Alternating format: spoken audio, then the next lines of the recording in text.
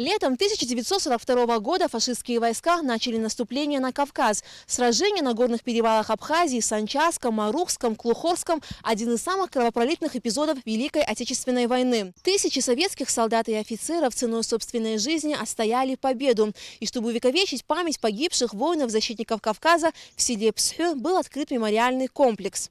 Памятник, которому более 50 лет ни разу не реставрировался с момента открытия. И с каждым годом мемориальный комплекс ветшал, а вместе с ним и памятная доска погибшим воинам. Идея реконструкции памятника появилась 3 года назад у директора культурно-делового центра Дом Москвы в Сухуме Зои Баутиной. Первый раз я посетила Пску в 2016 году.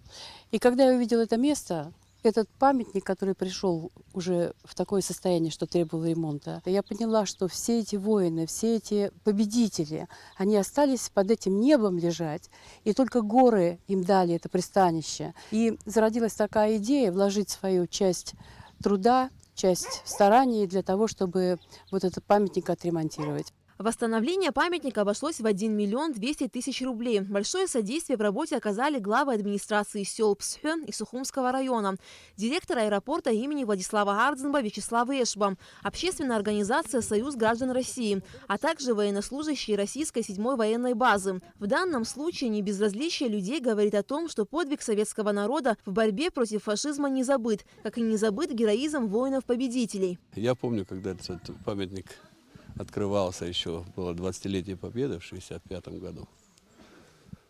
Я тогда школьником был еще. Ну, вот, значит, время прошло, но все равно каждый год и праздник 9 сентября, и 9 мая, и все праздники обычно в центре села, у памятника.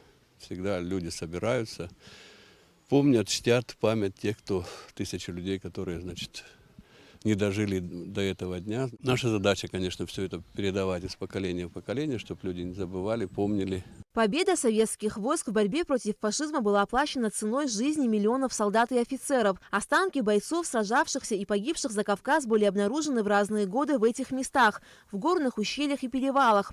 Они с почестями преданы земле в центре села Псхы. Однако еще есть немало бойцов, которые считаются без вести пропавшими, и их поиски продолжаются. Алика Трапш, Степан Мартиросян, Абхазское телевидение.